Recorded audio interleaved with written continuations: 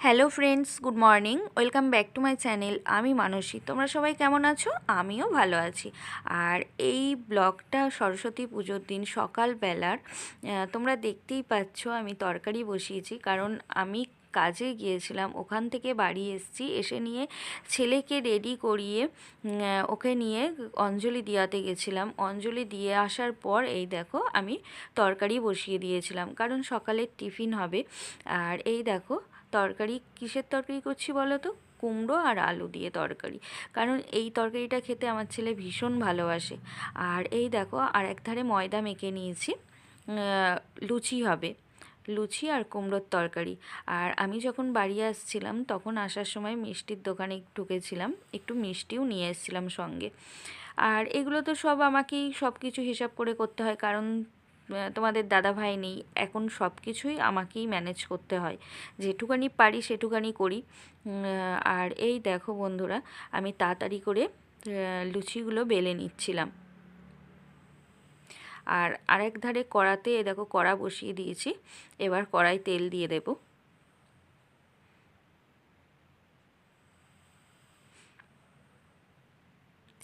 এক এক দিন জানো তো ভীষণ চাপ হয়ে যায়, একা নানান রকম কাজ থেকে নানান রকম সমস্যা, ছেলের স্কুল থাকে, মানে ছেলের পড়াশোনা কোথায় মানে প্রাইভেট থাকে, সেই দিনগুলোতে আমার একটু মানে কি বলবো, একা হলে যা হয় খুব মানে অসুবিধা হয়, তবুও ঠিক আছে, মানিয়ে নিই, কিছু করার নেই।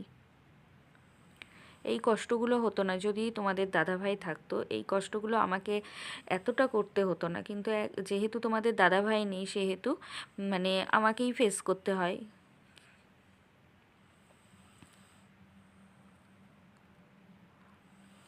আর জানো তো বন্ধুরা, প্রত্যেক বছরই আমি ছেলেকে নিয়ে গিয়ে অঞ্জলির ছেলেও দেয় আর আমিও স্নান করে যাই, গিয়ে অঞ্জলি দিই। আর এবছরে আর অঞ্জলি দেওয়া হয়নি, কারণ আমি যদি চেঞ্জ করতে যেতাম অনেকটাই সময় লেগে যেত, আর তাহলে ছেলের আর অঞ্জলি দেওয়া হতো না। আর ওর সেদিনকে স্কুলে যাওয়ার ছিল, কারণ সেদিনকেই ওদের স্কুলের পুজোও সেদিন ছিল, আবার ওদের খাওয়া দাওয়াও ছিল সেদিন।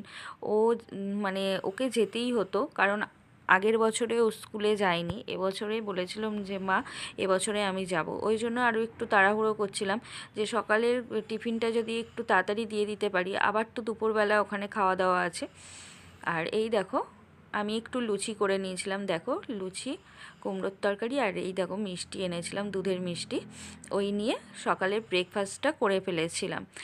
আর তারপরে একটু লুচি বেশি করেই করে নিয়েছিলাম, কারণ ছেলে যেহেতু দুপুরবেলা খাবে না, স্কুলে খাবে, ওই জন্য আমাকে তো দুপুরবেলা কিছু খেতে হবে, আবার নিজের জন্য আর কি করব, ওই জন্য একটু লুচি বেশি করে করে নিয়েছিলাম, দুপুরবেলাটাও আমি ওই দিয়েই খেয়ে নিয়েছিলাম।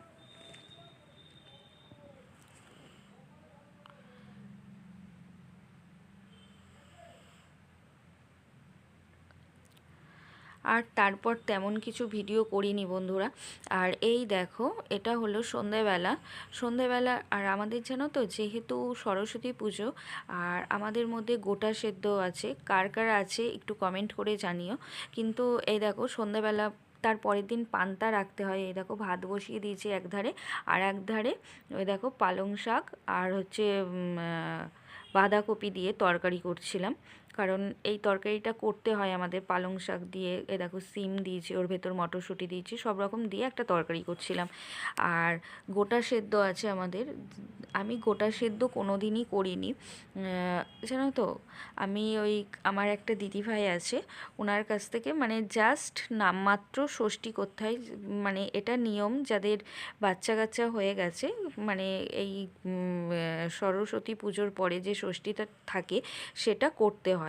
তা আমি ওই দিদিভাইয়ের কাছ থেকে একটুখানি গোটা নিয়ে এসেছিলাম, নিয়ে এসে ষষ্ঠী করে নিয়েছিলাম। আর এই দেখো বাঁধাকপির তরকারি হচ্ছে।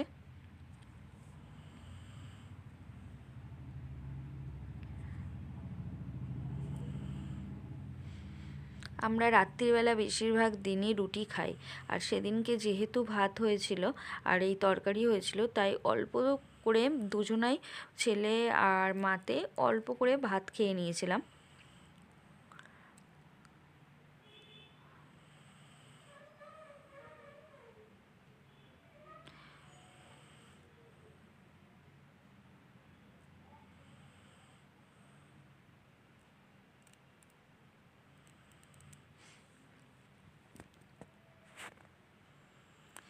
দেখো ছেলেকে দেখাচ্ছিলাম, 3-4টে লঙ্কা দিয়েছিলাম, তার মধ্যে একটা লঙ্কা যেন তো বাটিতে ফেলে দিলাম, কারণ হচ্ছে খুব ঝাল হয়ে যাবে। আর তরকারিটা খেতে এত ভালো হয়েছিল, কি বলবো, আমি না খুব কম বাঁধাকপি করি, বাঁধাকপিটা করতে গেলে মানে কষে না করলে ভালো লাগে না, জল জল লাগে ওই জন্য। আর এখন তেমন সময় হয় না জানো তো, যে কষিয়ে কোনো তরকারি রান্না করব, সেরকম সময় হয় না।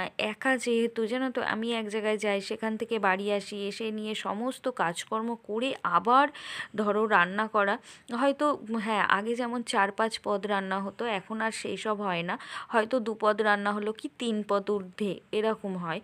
মানে এত কিছু রান্না, আর যেগুলো সময় নিয়ে রান্না, যেমন শাক টাকগুলো একটু কষে না করলে ভালো লাগে না, ওই জন্য খুব কমই হয়। আর এই দেখো, তারপর সন্ধেবেলা চলে গেছিলাম সরস্বতী ঠাকুর দেখতে, আমাদের সামনেই একটা ক্লাব রয়েছে, ওখানে গেছিলাম। দেখো ঠাকুরের মুখটা।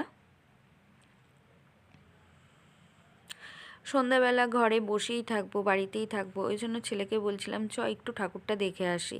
প্রত্যেক বছরই যাই পুজোর দিনকে, আর সেদিনকে যাব না এরকম কখনো হয়? আর এই দেখো বন্ধুরা, এটা হলো সরস্বতী পুজোর পরের দিন।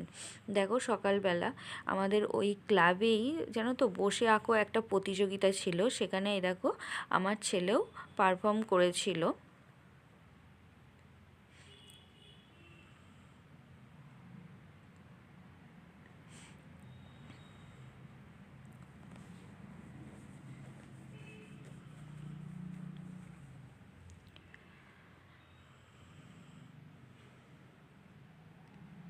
এই দেখো, আমার সেদিনকে যেন তো ছেলেকে নিয়ে যেতে একটু 5 মিনিট না হলেও 2-3 মিনিট লেট হয়েছিল, কারণ আমি এক জায়গায় গিয়েছিলাম, সেখান থেকে বাড়ি এসেছি, ছেলেকে রেডি করে নিয়ে যাওয়া, ফর্ম ফিল আপের ব্যাপার ছিল, মানে অনেক রকম কাজ থাকে, সেগুলো করে নিয়ে যেতে মানে 2 থেকে 3 মিনিট হয়তো লেট হয়েছিল। ওরা সব বসে গেছিলো, তারপরে আঁকা শুরু করেছে। আর এই দেখো এটা সন্ধ্যাবেলা, আমরা তারপর সেই দিনই সন্ধ্যাবেলা গিয়েছিলাম, ফাংশন হচ্ছিল। এই দেখো, এটা হলো পানপুর শক্তি সংঘ, তোমাদের দেখিয়েও দিলাম, দেখো লেখা রয়েছে। মানে 4-5 দিন ধরেই অনুষ্ঠান হয়েছে, আর কি করব ঘরে বসে থেকে, ওই জন্য প্রত্যেক দিনই গেছিলাম, গিয়ে হয়তো 9:30, 9টা থেকে 9:30 পর্যন্ত থাকতাম, তারপরে চলে আসতাম। বুঝতে পেরেছো? বেশ কটা দিন ভালোই কেটেছে।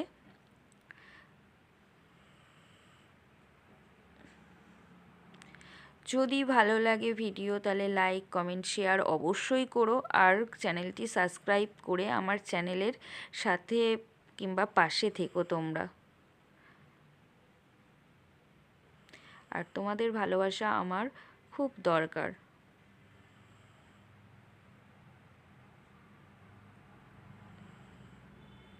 টাটা, বাই বাই, আবার যেন দেখা পাই।